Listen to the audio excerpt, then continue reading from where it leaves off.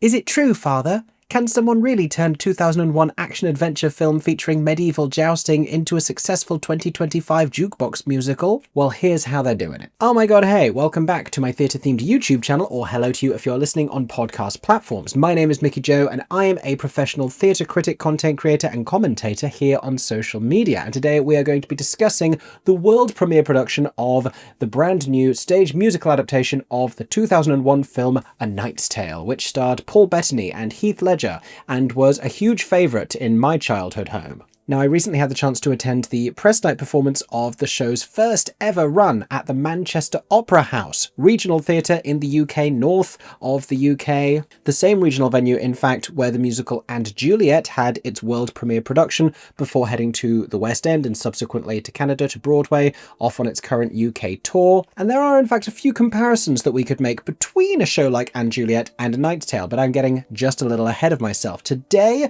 I need to let you know I'm not going to be reviewing this production because I believe that it's still going to develop a little bit further, and I feel as though if I have like my final word on it now, then that precludes me from being able to give you a sense of what it's going to become and reviewing it at a later date when it possibly evolves, which I do suspect is something that might happen with this show. Instead, what I thought I would do, as someone who is a huge fan of the film and who has been watching this very carefully — I made a video here when the news emerged that this was happening, I made another video when I visited the rehearsals for the first time and got a little bit of a glimpse as to how they were doing this and got to chat to the creatives and the cast. I thought I would let you know simply what this production is like, and there are many things to talk about. What exactly is the music like? How are they turning this film into a two-act stage musical? What changes have they made to the plot, to individual characters? How has the tone shifted? And most importantly, the elephant in the room, if you like, well, that elephant is in fact a horse. And the question is, how are they portraying a horse on stage? Nay, multiple horses. I just said nay in the middle of a sentence about horses unironically. I am the horse. I am the horse in the room. Anyway, this introduction has become a joust all of its own. Basically, I went to go see A Knight's Tale the musical, and I'm going to tell you everything about it. There will be spoilers. There will be plenty of information about the show. And while I am not currently reviewing it as such here on YouTube, I would still be very intrigued to learn what you all thought of it in the comments section down below. Did you have a chance to see A Knight's Tale in Manchester? Let us know what you thought in the comments. In the meantime, here are all the details. Let me tell you everything about A Knight's Tale the musical.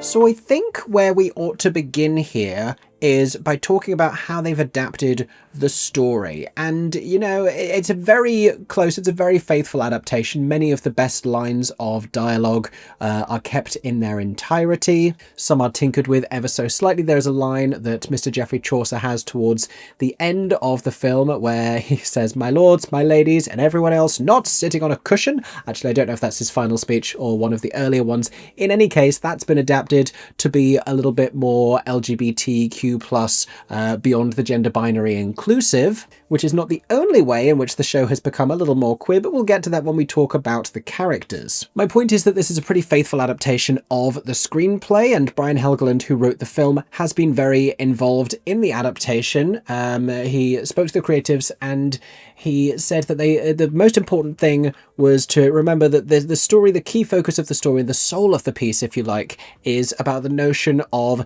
can a person change their stars, and can a person, you know, ascend to something beyond the rank of their birth in this feudal system society in medieval times. And while he's been very involved in the process, he has not actually adapted this personally for the stage, which is something that we see occasionally. I was just earlier today, or yesterday for you, potentially talking about Muriel's Wedding, the musical, which had been adapted for the stage by the original writer. I think 13 Going on 30, the musical, at least when I saw the workshop, had the same situation. But this has been adapted by comedy writer Brona C. Titley, and you can feel the British comedy bones of the thing. It's funnier than it is absolutely anything else. It's comedy that we're really focusing on. And you know, I would say it's almost a comedy film. It just does have those moments of sincerity that exist alongside that, and some of the more, you know, action-adventure moments as well. Now, with the musical version, we begin with the image of a young boy. This is young William Thatcher, our protagonist. He begins by singing. I'll tell you a little bit more about that in just a moment, but we get a little bit of the backstory, a little flash of that, and then we accelerate to the moment, sort of the ignition of this story and of this quest of sorts, where William, along with two other squires named Roland and Wat, discover that the lord that they are serving has died in the middle of a jousting tournament that he was about to win, provoking William, in order to attain those winning riches for the three of them, to come up with the idea that he can put on the deceased knight's armour and ride in his place, and all he need do is not get knocked off his horse and they'll win. It's not quite that simple, however, because young William, son of John Thatcher, despite the humble circumstances of his birth, has always dreamed of becoming a knight, and once asked his father as a young boy, is it possible for someone to truly change their stars? Meaning, could he dream of ascending to a higher station? And after convincing his friends and enlisting them as co-conspirators and comrades, they all come up with a scheme together where they will pass him off as a nobleman, because only noble lords are allowed to compete in these tournaments, and he will ascend to glory and riches beyond their wildest dreams. Now, the show, just like the film, sees William going through several different tournaments. He goes through these at a slightly faster pace, and he encounters along the way an adversary, a nemesis, in the form of the villainous Count Adhemar, and a love interest in the form of Princess Jocelyn. It's with her that we start to see a little bit of variation from the film, both because she arrives a decent amount earlier. That first tournament that he is finishing in the place of Sir Hector, he actually meets her there, and she wasn't in attendance there in the film, as I recall. Or if he doesn't meet her there, at least we meet her there. She also is unaccompanied throughout all of this. In the film, when they interact for much of it, he is interacting through her, I don't know what you'd call her, her handmaiden, her lady-in-waiting, whoever she may have been. She seemed nice. But in the stage musical, to afford a little bit more immediacy to the interactions between William and Jocelyn, Adhemar and Jocelyn, as the two of them each vie for her affections, they both speak to her directly, and she's sort of just wandering about and strolling around the town. What can I say? She's a down-to-earth princess showing a lot of leg.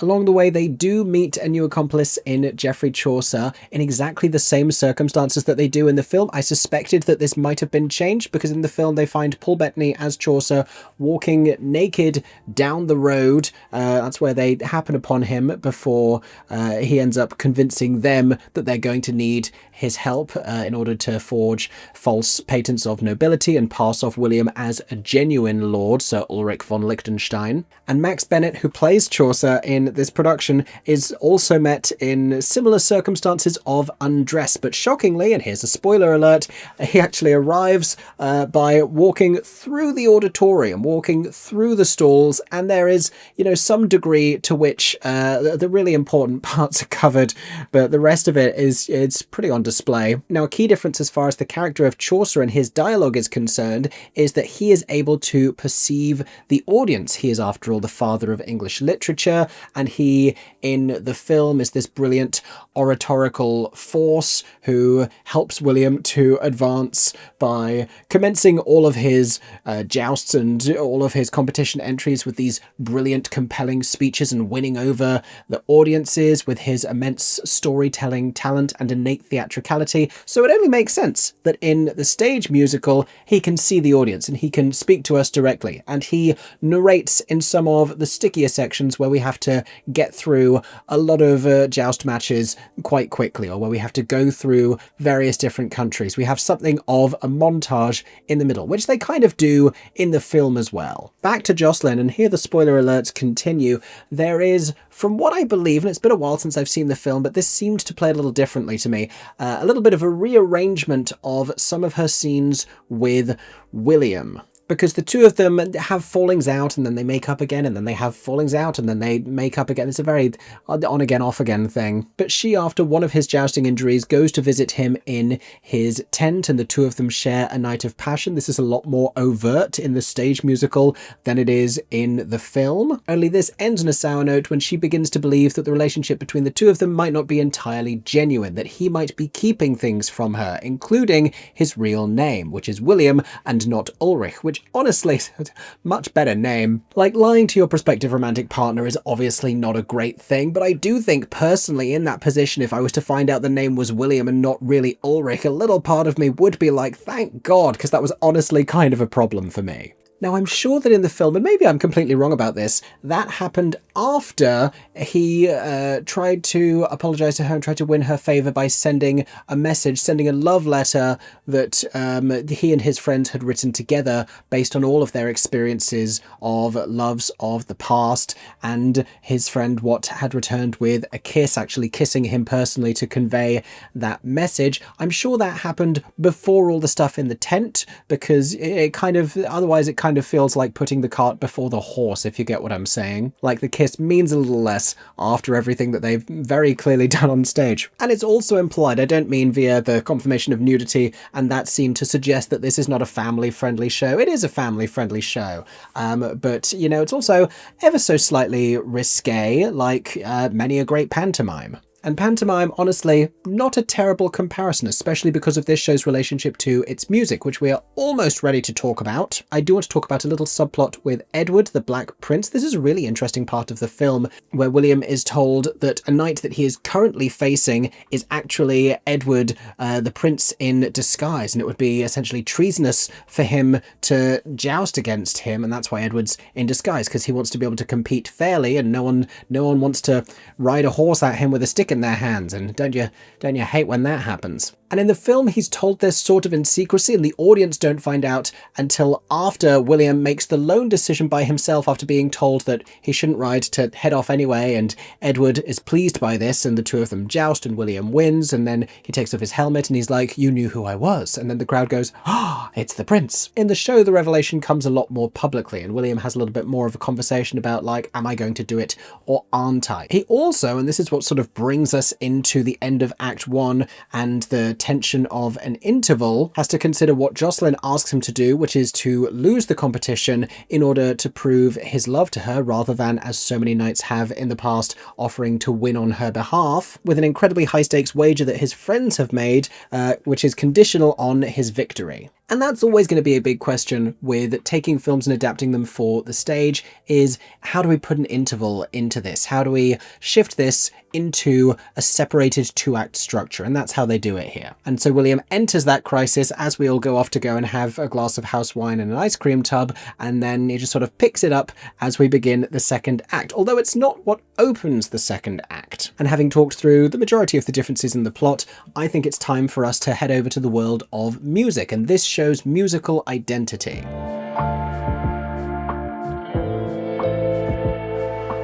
So I mentioned it briefly already, but this show does not feature an original score of new music and lyrics. This is what we call a jukebox musical, which is to say that it is using existing songs in order to tell the story. Think Mamma Mia, although that uses songs entirely by one artist, by ABBA, so think more like And Juliet, although that uses songs entirely by one producer, Max Martin. Think perhaps about shows like Cruel Intentions, it uses entirely songs from the 90s, or the handful of other jukebox musicals that exist. If anyone's seen the show Scissorhands, that's quite similar in terms of the musical identity that it has. A Knight's Tale inherits this. If you think this is a slightly strange choice for a medieval story, it inherits it from the film and the film's iconic soundtrack, because not only does the film feature contemporary music in its soundtrack, but it also acknowledges it a few times in the narrative. At the very beginning, you have this iconic opening scene in which spectators are waiting to watch a jousting match,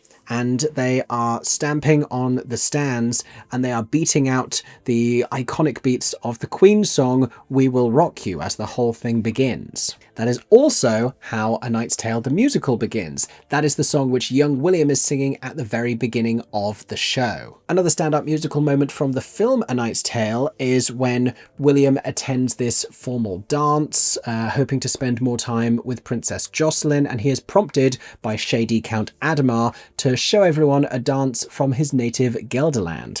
And William flounders a little bit but is rescued by Jocelyn, and the traditional medieval music segues brilliantly into David Bowie's golden years, and the dance shifts to something a little bit more contemporary and anachronistic as well. And the whole idea with this, it's not dissimilar to the concept behind Hamilton really, is allowing this story to feel as urgent and vital and cool as it would have to them at the time, because, you know, that's whatever the style of dance, the historic style of dance, the historic style of music is going to feel exactly that to us. It's going to feel historic. But if you have the crowds in the stands stamping their feet to We Will Rock You, you understand their excitement more from a comparable contemporary perspective. And that, I think, is what they're going for with the rest of A Knight's Tale. And just like with those particular musical choices, there is a similar playfulness to the other songs that they have added into the show. I've read a little bit of response online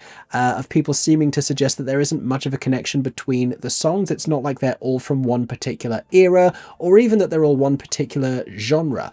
But I think what spoke to me, and I'm not going to tell you every single song that's in it, I don't want to spoil that for you because there's some fun little twists and surprises. But what I took from it is that they all feel like bona fide British dance floor classics. These are all songs that you would hear on a great wedding playlist. And I'll give you a taste. We have a little bit of Whitney Houston. We have a little bit of Bonnie Tyler. We have a little bit of Surprise S Club 7. They actually revealed that at the press event. So if you've already watched my other video, then you'll know that already. We also have the club staple that is Mr. Brightside. And so it's a compilation of bangers with A Knight's Tale. And there are moments of sincerity as well. But for the most part, this is kind of the musical identity of the thing, which feels not dissimilar to And Juliet. Because likewise, even in And Juliet, the slower emotional ballad moments are still that little bit campy. I mean, it's Britney and Celine Dion in that show. Simon Hale is the musical supervisor responsible for orchestrations and arrangements,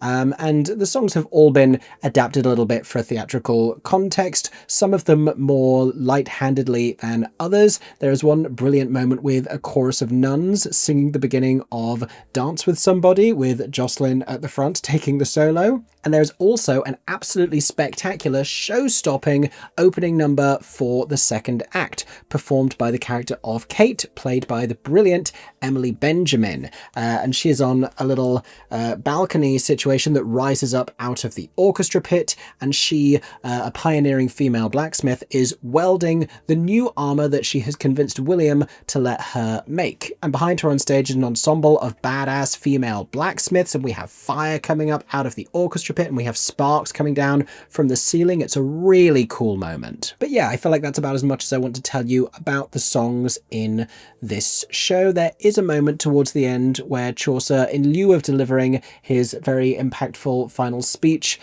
moves into a song instead, which, you know, makes sense because we're musicalizing the story of the film. What I will add to that is that, as with many similar jukebox musicals, there are of course moments where the lyrics don't exactly align to the circumstances of the characters. Do they feel a little more noticeable in A Knight's Tale than in some other shows? Perhaps just a little bit, but I do defend the choice to do this as a jukebox musical. I think that extrapolates from the key identity of the film in a way that makes sense. The thing with this is that you will always have to balance the silliness of it and the playfulness of it with that sense of sincerity, and that's going to be the challenge with developing the show moving forwards. But I dare say it wasn't the biggest challenge when first considering how to bring it to the stage. That challenge has to have been how to do jousting. So after months of speculation, here's how they're doing it.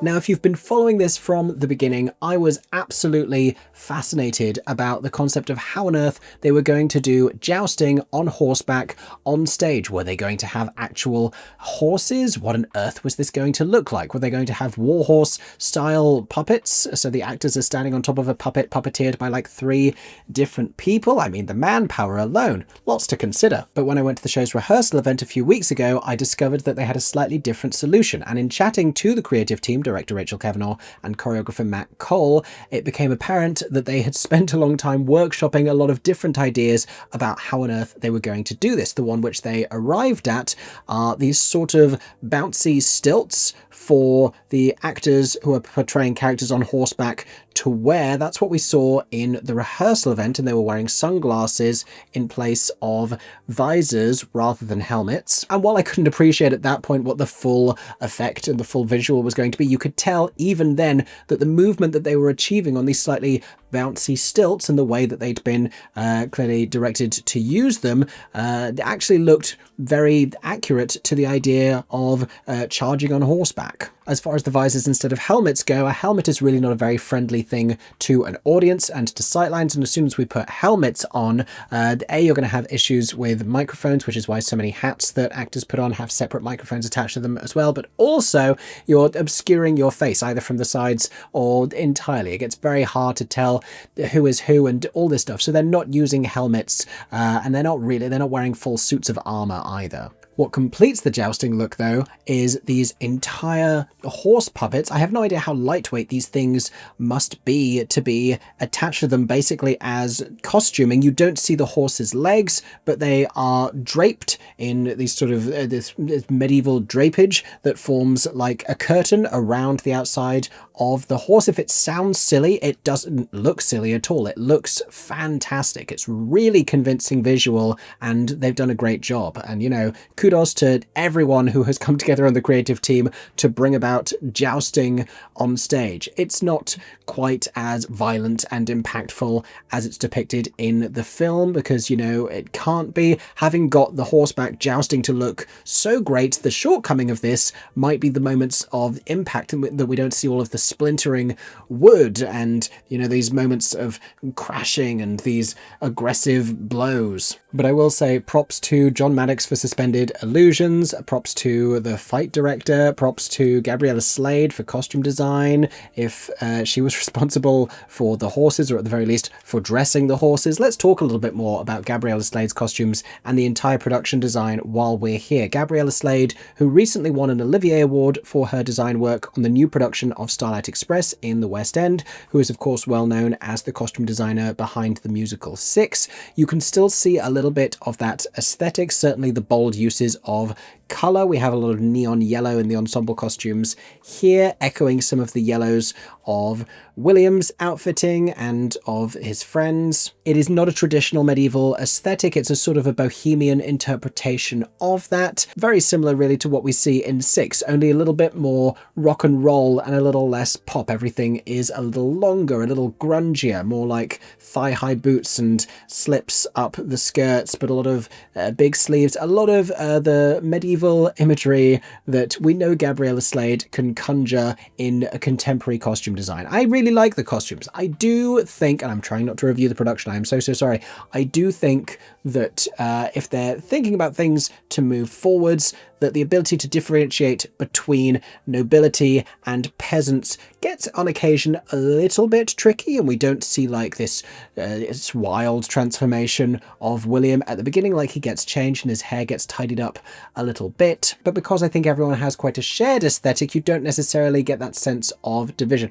They look great though. I do really enjoy these costumes. I always enjoy Gabriella Slade's work. I think it's bold, I think it's fun, and I think she was the perfect person for this in terms of the experience that she already had, in terms of the brilliant work she'd already done, in terms of combining the historic and the contemporary. Now, the actual proscenium of the stage is surrounded by swords pointing inwards and all of these different crests on shields, which is brilliant. We have a neon version of the Knight's Tale logo. They're leaning very much into this pink and blue neon. We have multiple levels at the back with sort of stands and a raised walkway, and for the rest of it, it's just set pieces that are brought on. Very often it's just some stands, and it's just sort of the thing that goes in the middle of the jousting for the horses to go on either side of. I don't know enough about about jousting, really, to be talking about this in a video. Should have researched jousting first. Honestly, you'd be amazed the things I have to Google. But the reason for that is because there is so much dance, and it's a big cast, and it's a big ensemble, and they are really dancing. If you've seen a Matt Cole choreographed show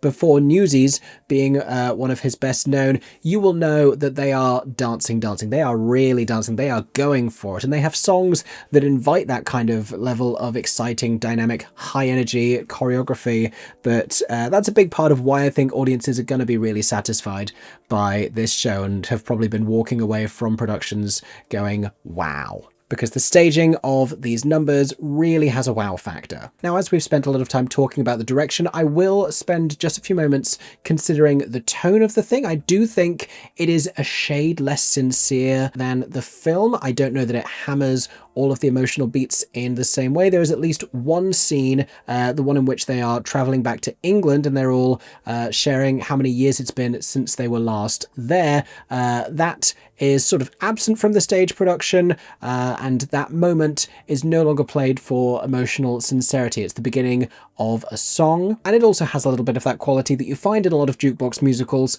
where a song begins and recognition of that song, even if it's not necessarily a funny song, triggers a little bit of laughter in the audience, because the concept of hearing that modern song in an anachronistic context is a little funny. If I told you it was maybe like 7% pantomime, that might give you a fairly good sense of what to expect.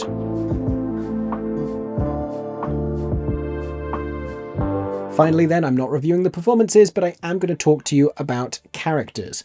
William, I think, is just as much the character that we know from the film realised on stage. There is more change with a character like Jocelyn, who is given a little more of her own autonomy and independence in the stage version, but she remains a slightly trifling character because she spends so much of the first act at least, in dialogue with Adamar and William, just as a playful contrarian, just trying to trip them up in matches of wits, very Beatrice from Much Ado About Nothing style, but a little more overtly flirtatious. She also has a little more sexual agency as well, and you know, good for her. The biggest character shift has to be the character of Watt, who along with Roland is one of William's closest friends turned accomplices, and there's been a gender shift with this character, portrayed on stage by the actress Ava Scott, but not necessarily explicitly imagined here as a female character. Watt is only ever referred to with gender neutral pronouns, and it feels a little bit like a queer interpretation of that character, which works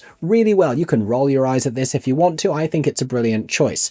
And it also invites a little bit of a romantic subplot with the character of Kate, who was not a queer character in the film, at least not explicitly. She talked about an ex-husband. She talks about the same ex-husband in the stage musical, but that's not necessarily where her story ends, and there's possibly more to her. I mean, she's a badass female blacksmith in medieval times, for crying out loud. You can't tell me that she hasn't, you know, had certain inclinations. And there is, by the end of the thing, some satisfaction to that flirtation, and I'm always happy to see lesbian acknowledgement in musical theatre, because for a long time there wasn't nearly enough of it. Queer relationships and puppet horses. God, are we winning. I'd say a handful of other characters are also a little less intense. Prince Edward is a little less mysterious and brooding, certainly by the time that he is revealed.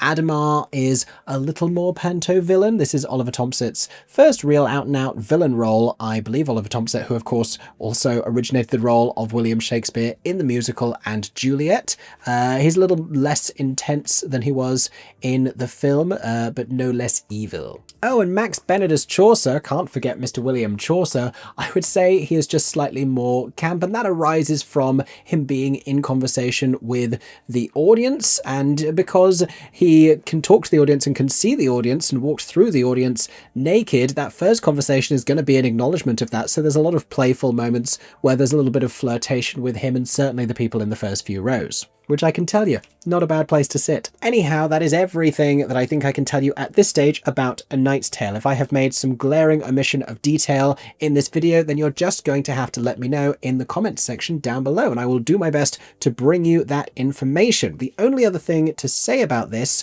do we think that we are going to see A Knight's Tale on stage again, and where do we think we are going to see it next? Because this was, as with many other new musicals recently, a fairly brief regional tryout production. It will only have been on stage for about a month by the time that the run ends.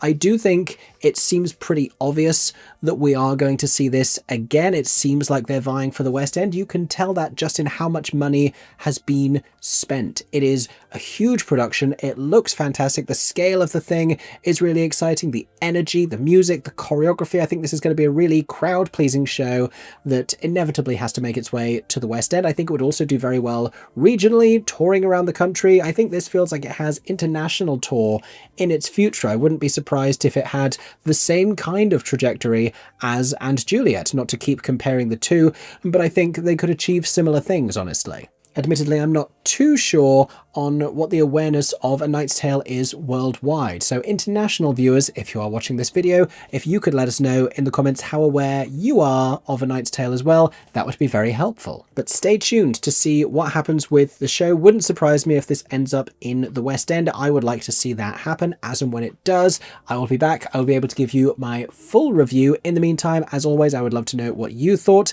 Let us know about that in the comments, and thank you for listening to this. I hope that everyone is staying safe and that you have a stagey day. For 10 more seconds, I'm MickeyJoTheatre. Oh my god, hey, thanks for watching, have a stagey day. Subscribe!